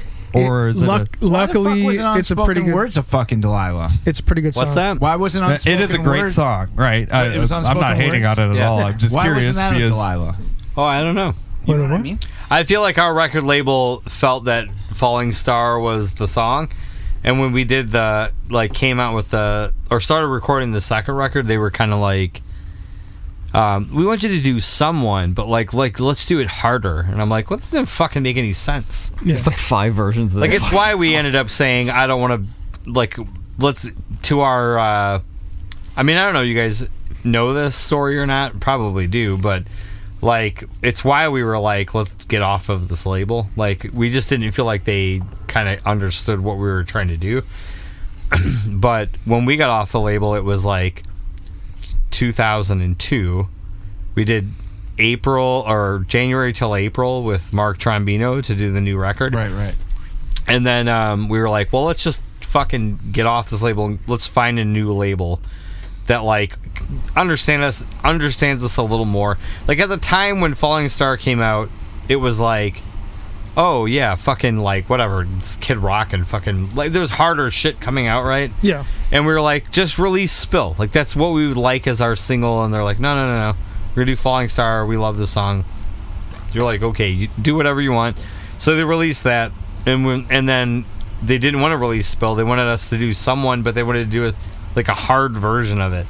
And I was like, well, that doesn't make sense with the song. Right. Yeah. So like, just release it as is, and like, let's see what happens. And they didn't want to do that. So we ended up, let's get off this label. We didn't have our first manager, Stephanie Brownstein from Los Angeles, and we kind of like let her go, which personally I think maybe a mistake, but also then you go with this guy Josh from New York, and he's like, let's set up a fucking show. And 2002 we go to do our fucking release show. I got up in the morning, turned TV on. 2002, I think. 2001. Maybe it is. But I get up in the morning, I'm like with my fiance comes home from school, and I'm like, what the fuck are you doing home? And she was like, you didn't hear about that? And I was like, no. And she like turns the TV on, and the fucking second plane hits the tower. Oh yeah. And 2001. There you go. Yep. So we're supposed to play I think it was October. Never forget. Never forget the day. Wait. Knock knock. What? Who's there? 9/11. 9/11 who? You said you'd never forget. Oh, Fucking the other day, he fucking comes up to me and tells me that. He's like, I just thought of that. Isn't that great? He said that to everybody that I've seen him meet for like the past week and a half. That's pretty good. Yeah. Anyway, so second plane hits the tower. Yeah. So I got up in the morning packing to go to our fucking showcase. Yeah. And 9/11 happened. Yeah. And so obviously they were like, no bands are getting signed right now. Nothing's happening. Everyone's like freaking the fuck out. And we're like, okay. And then later that year, our Josh Karchmer, our manager at the time, is like, let's book another show. So we're like, okay. So we booked WWE Center, and it's with a bunch of big bands. Like, it was us and a bunch of big bands, and I don't remember who it is, but like Autopilot Off, if you remember them. Yep. So we drive out there. We get to the venue. There's fucking police tape on the venue to the street over, and I'm like, what the fuck? And I like go up to this cop, and I'm like, what is happening here, man? And he's like, well, somebody sent anthrax to the news building. Do you remember this? Oh Yeah. And I'm like, yeah. And he's like, yeah, that's the building right there. There's anthrax in that building. I'm like, Jesus fucking Christ, really? So, like, practically no record label people showed up to that.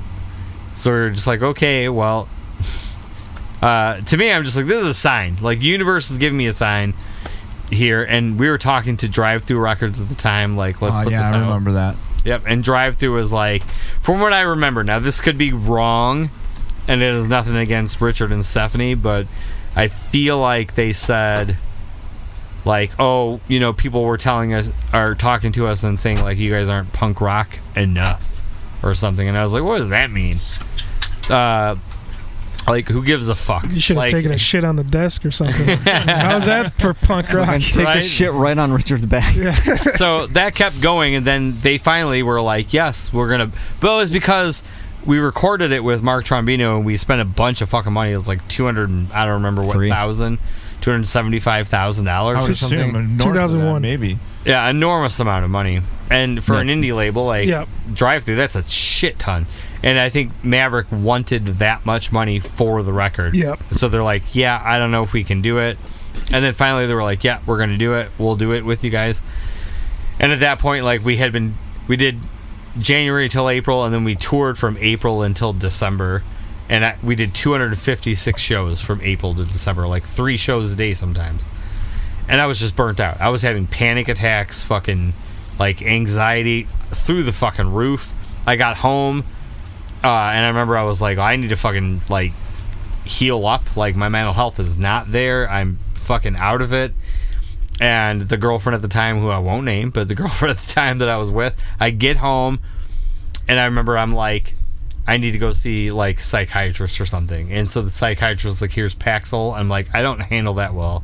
He gave it to me anyway, so I took it, and I was taking a Xanax when I woke up because I felt so fucking crazy from the Paxil that I'd take a Xanax, I would sleep most of the day. Yeah. And when I went to the fucking...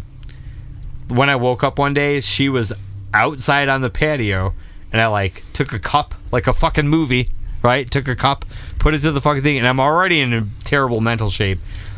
Put a cup up to the thing, and she's like, oh, no, I would never tell him what happened between us because he would go crazy. Oh, Jesus. So she cheated on me while I was gone on the fucking road. So that just set me over the edge where I was just like, I can't do this anymore. I can't do it. And Dan and Kyle, I think, at the time were already working on the fold. Yep. So they just did the fold. Showoff became, like, not a thing anymore. It's funny how I forget, like, even the fold. Like, it's not unforgettable, but it's just like there's been so many fucking bands. Oh, it's because you don't. Yes, you know, there's been a lot. Because you don't watch Ninjago. Right. You don't go to Lego I did conventions. watch Ninjago. By How's the way. that song go? It was like Go Ninjago, right? Go, Something like go that. Ninja, go. No, Go that's Ninja. Teenage. No, Yeah, that's Vanilla Ice. Teenage. Go Ninja, go Ninja. That's go. called Oh my it's called God. the Ninja Rap. Ninja Turtles. That's great though. Like I was thinking the Sorry, same Dan. thing, but I'm like, wait, no, that is not the song. It's a good song. I don't remember it though. yeah. Yeah, something like that. But that is why Showoff ended at that time. It ended even though we had kind of like a verbal agreement with Drive Through Records to do it. It ended because my mental health was just so bad that I was like, I can't imagine continuing this right now. Yeah. And so we stopped. It should have been a hiatus, and then we should have put the record out. Because I feel like that second record That's a was fucking fantastic. amazing record. It's awesome.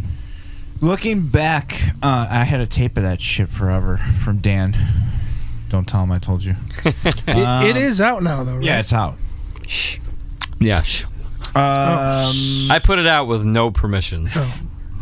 We're gonna What get I about mean to that. say is, I'll cut that out. I re-recorded Yes, it. please. Yeah. Yeah, the re-record. We re-recorded it, and Chris's then we put version. it out. Would you have rather had the slow climb? Can I have another one of these? I don't want Look at to. him. I feel like I'm killing Mickey's this. gonna kill you. I'm dying over here. No. Peer pressure, bro. You're a fucking after school special. That's what's happening. Would you rather have had the quick climb like you guys did, or would you rather have walked the ladder and taken some time with Showoff, looking back at it? I feel like I would have rather like taken the ladder, to be honest with you. Like getting to the point where we did, I feel like it's difficult to appreciate that in the moment, specifically when you're young, right? But also, I feel like having the ability to like kind of slow build would have made it like where you have better longevity, right? Right.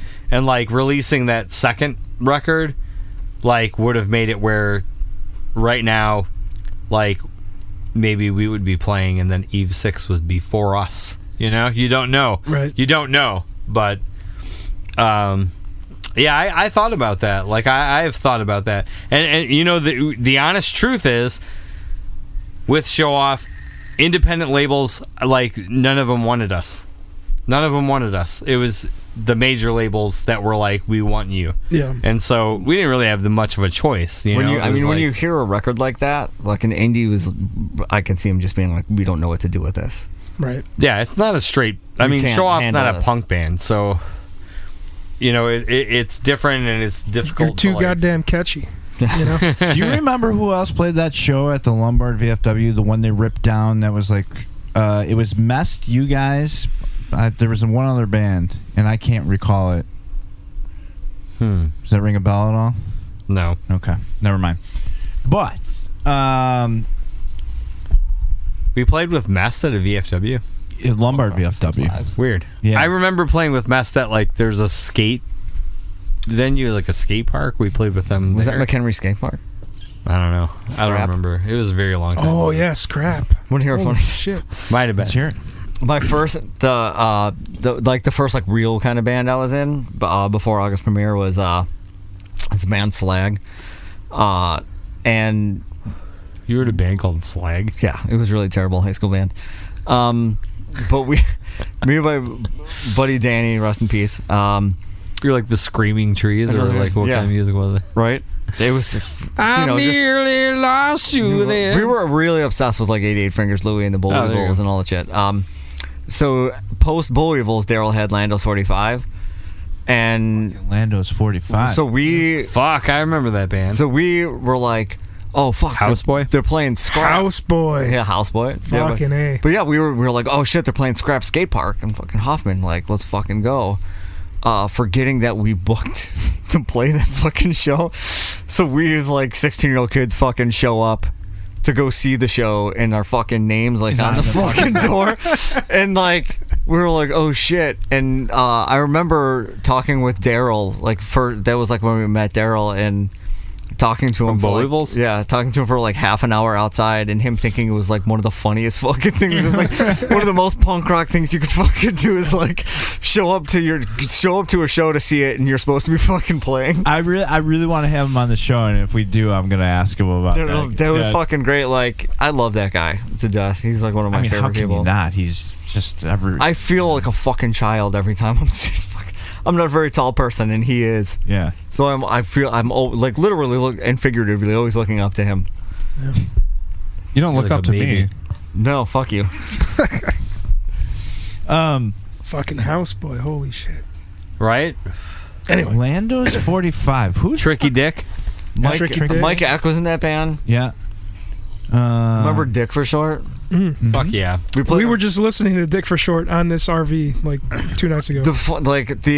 One of the other funny stories, like when I met Brian Peterson, I worked at Dress to I'm Thrill. super hotboxing this fucking RV right now. Yeah, I don't know if you guys remember Dress to Thrill. It was like right behind where Back to the Office was. Okay. It was a skate shop in Schaumburg. Gotcha. And I worked there, and it was like right when August Premiere had like kind of started. And we were always like, dude, we got to play fucking Fireside. You know, like that's the goal. Yeah. Like if we play Fireside, we fucking made it. We're part of the scene. Like maybe we could be Little fucking did you blah, know. blah. Yeah, little as you know, you play it and you're like, I'm still a fucking loser. But I remember finding it was like, you try to use the bathroom and you're like, Yeah. Oh, yeah. Here's a question I ask a lot of people that are on this podcast. Did you shit in the Fireside bathroom? No. Yes, I did. Yeah. My Danny. And it's never, you couldn't lock the door. No, there was no There was fucking no door at all. fucking No. And there was no seat on the No, toilet. you had to hover. You had to hover. Yeah. No, yeah. I sat on that shit. Yeah. I mean, if you gotta go, you gotta fucking. Yeah. But yeah, I remember like it was there was no fucking you can't look it up on the internet or blah Steve blah. I blah. had enough of the hot box. But I remember being like 16 years old and finding Brian Peterson's number. Yeah. Or what we hoped was his number, like in fucking liner notes. Dude, let's talk about how For a record. legendary fucking Brian Peterson. Bro, I fucking love that guy to death. I mean, Dude, come on. But yeah, as it like, Yeah. he was like super intimidating when you're a young kid. He's like in his beard and flannel, just standing there like Right. fucking straight face, whatever. How come he doesn't age? I don't know, but He I doesn't. Love it. Am I right? Like, No, he doesn't really. He's no, always he looks looked exactly that age. the same. But yeah, I fucking cold called the number, and it's like, hello, like, hey, is this Brian Peterson? It's like, yeah. Hi, my name's Mickey. I play in this band called August Premiere. Can we play Fireside? And he's like, yeah. How about Wednesday? And I was like, fuck, that was easy. And it was a 'cause show. he would, dude. He was the nicest Yeah. fucking I know. guy. Yeah. And the Still show is. was with Dick for Short. So the first Oh, yeah. show that we played at Fireside was Emerson Dick for recorded Short. the fucking Showoff demos. Yeah. He recorded the first Showoff record, The the Around the Phone. Corner. Yeah. Right. Okay. Yeah. I fucking loved playing John Emerson shows See when that- he would do sound. Yeah, oh, right yeah. after your set, he hands you a fucking cassette. Yep. and Oh, you're just like, amazing. Fuck yeah, Amazing. dude, let's listen to it. And you're like, Some man, we're fucking great terrible. days, man. Fucking John Emerson, like, that's a legend that needs to be fucking, like, put out there. I don't think a lot of people probably nowadays would never know who he is. There was somebody I thought that did like a benefit when he passed. Yeah. We August premiere Yeah, of they The did. Fold, Oh, Bullweevils okay, played yeah, that right. show, yeah. Yeah, man. Those were some. Fireside is. I'm so happy that we all got a chance to play shows there together, and Yeah, what a venue. you know what I mean. I remember me and DeMar went to go see AFI, Yeah. and we were like right in the front, and DeMar looks at the drummer. He's like, "Hey, are you the drummer of Affy?" Like just fucking around, and he like didn't get it, and I was fucking dying. Oh, man. Fucking love I think DeMar. that show's on YouTube, by the way. It probably is. Yeah.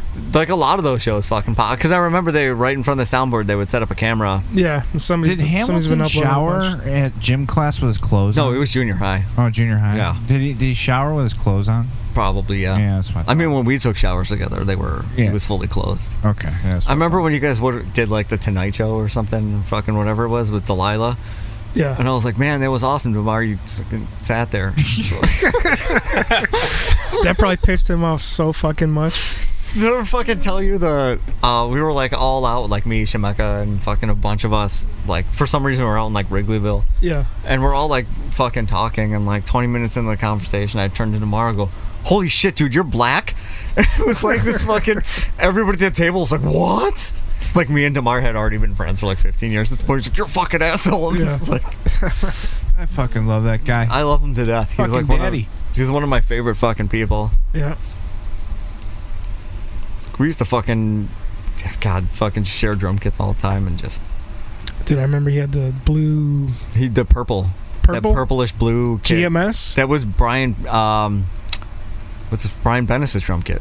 Okay. Who did? Was it the GMS kit? Yeah, the GMS kit. Yeah. Brian Bennis, like his dad passed and he like inherited a bunch of fucking money and he started Note to Self Records.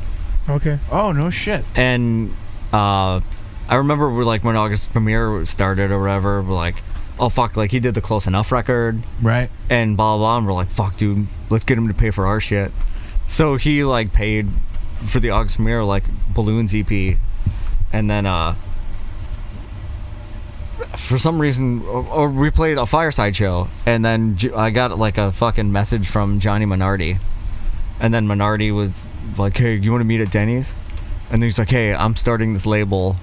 Yeah. I want to put it out. So then he bought 8 songs for $100 a piece from Bennis to put out and start Little League Records. Oh, shit. Interesting. Yeah, it was pretty fun. We're like this fucking That toothless doesn't fuck. sound fun. But yeah, it was funny. He was like, Was Ronald Reagan there? he was. In Dolphin? He was. Ronnie. I remember like Johnny being like, hey man, can you drive by my house? Because he worked at Record Breakers. Yeah. And he was like, hey man, I think the CDs were delivered today and I don't want them sitting on my porch. Can you go see if they got delivered? So I like drove to his house in Arlington Heights and like grabbed all the fucking boxes of CDs off his porch. We had no idea what the fuck we were doing. Fucking So idiots. going forward, is there an upcoming couple shows that I should know about for Showoff? Fuck. No. Summerfest? Summerfest. I don't know if we could talk about that. We can. Oh. Oh fuck! Now we're gonna. That's not been announced yet. Now we have to edit something. Oh. Thunder. Yeah. Well, me and Mike. I'm excited for that show. Well, me and Mike know about it. Yeah, dude. We're in the know. This episode's probably not coming out until after that's Summerfest, yeah. came and gone. Yeah, It takes yeah. us so fucking long to edit this shit. Yeah, it's I just know that they're very particular in making sure that they're the ones that announce Okay, things. gotcha. Where if you say it beforehand, they will take the gig away from you. They're not taking it Sean away from me. McDonald. No.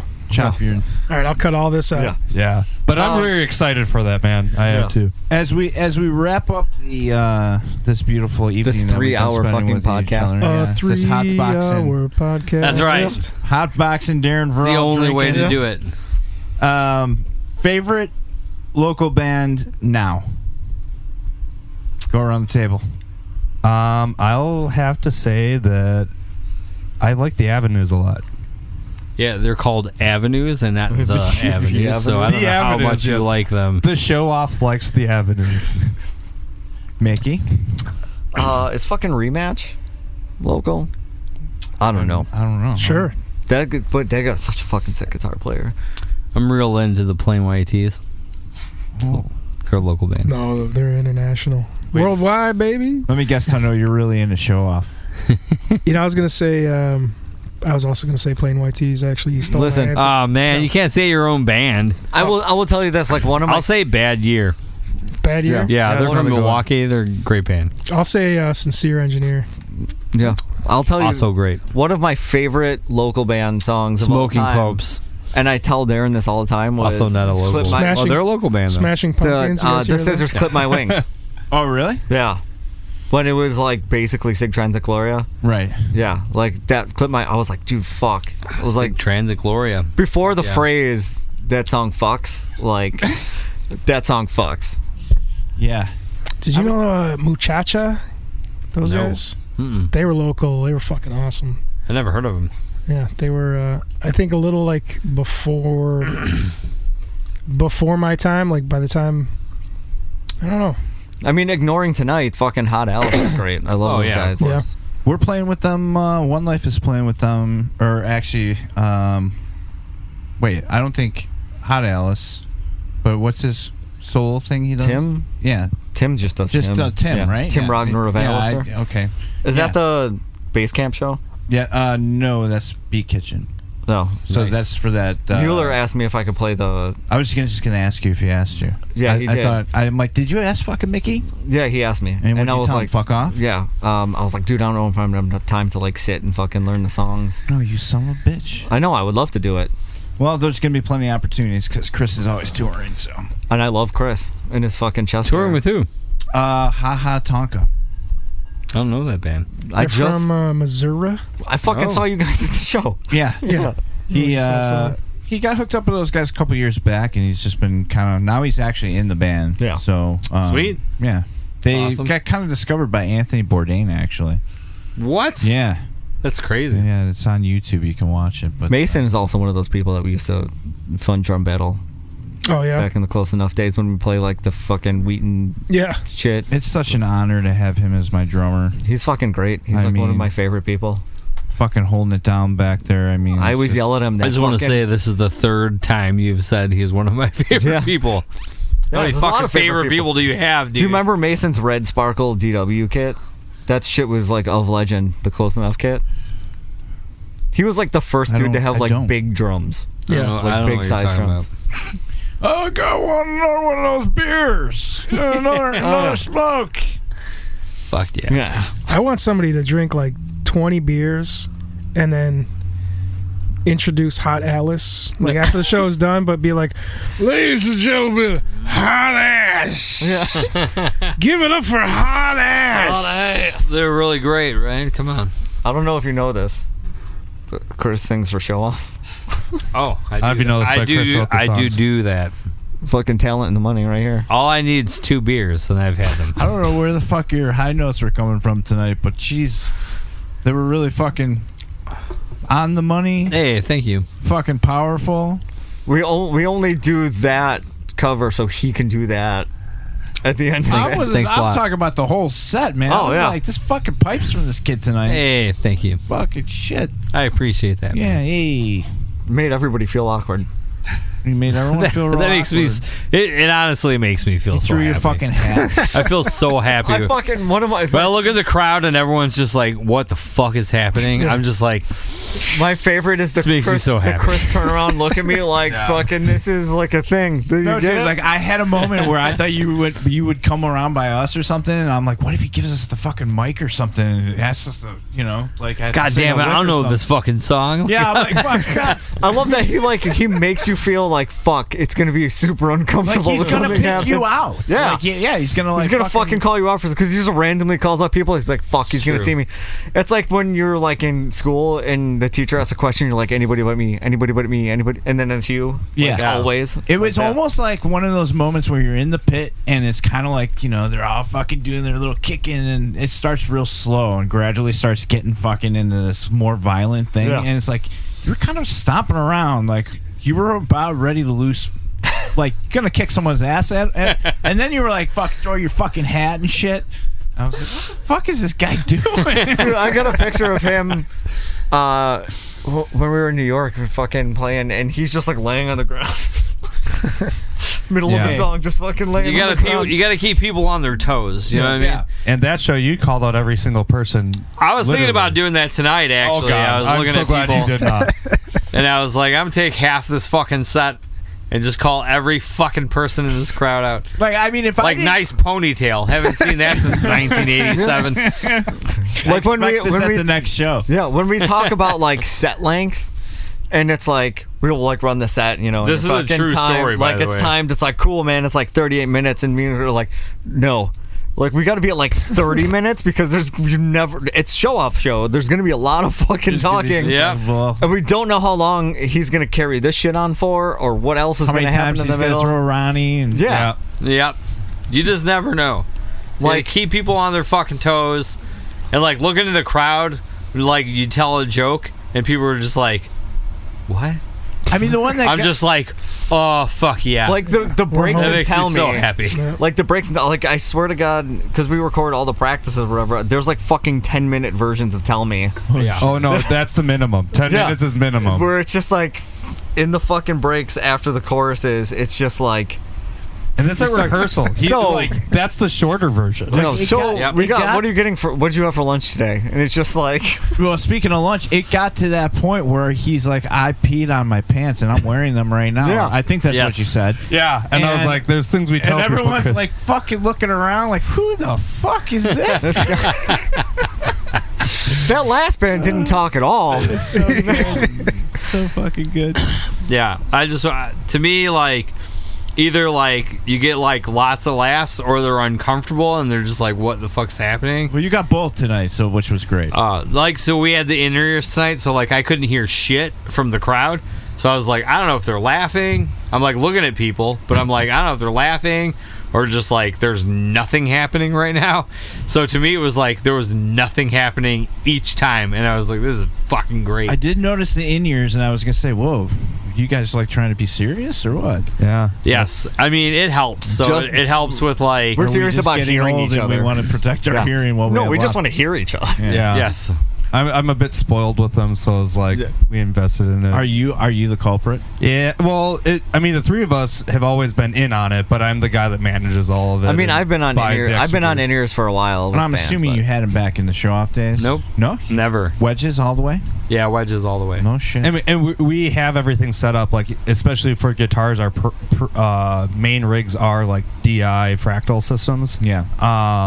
But we do have ways to just play through cabs, and when we play the quicker, dirtier shows. But it is funny you play those shows. Quicker, dirtier, just meaning like an actual show. Yeah. You don't wipe your ass. I'm like telling Steve, I was like, we're gonna play some shows where sound guys are gonna be like, I know fuck off with this shit. Like in the sound, With the the sound guy fractal tonight. yeah. Well, I mean, just like in-ears and like all of it. Here's Where they're my just like, split. I you have know, this. And when I run sound for shows, I like getting a split because it's like cool. I don't have we bring all of our mics. Like we'll even mic up the drum set. Yeah. We can bring everything, so we're in a box. And I'm gonna go, here's a split, with 16 channels that are labeled. Yeah. If I'm the sound guy, I like that because I just go by my stage box, go boop, boop, boop, and away you go. But there's a lot of sound guys we run into that are like, they look at you like you're like asking them to do like some like. You mean I have to plug number 4 into number 4? And- What and the? I'm not. Hey, just so you number know, 4. Yeah, and Just I so have to you be know, clear for them too. That Steve, just so you know, Ann Berlin's about to be done. I know we need to get so going. the show's about to be I over. just wanted to say So I the longest understand why they episode say ever. that because like they'll have mics just for the cabs and it's all set up. Yeah. So that's my point is we are able to do like the classic setup with the wedges and the cabs, but it's nice to have the in-ears. Yeah. So what you're saying is you want to put your tender heart in a blender. Yeah, but yeah, you're right. We should be we should wrapping get up. there. Yeah. Well, thank you guys so much for Thanks for having us. Thanks for spilling the having beans. us.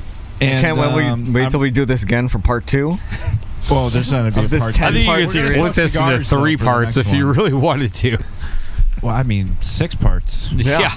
But before we run in there, we got to take a picture with Ronnie. Yes. Yes. And real All quick, right, guys. where can people find Showoff on the World Wide Web? Had to go there. Showoff Spotify, Showoffband.com. It'll take Apple Music, There'll be tons of because links. fuck Spotify. All right. Steve loves Spotify. Showoffband.com. I don't love it. I use it. All right. Thanks for coming on the show. Thank Thanks you for so having us. much.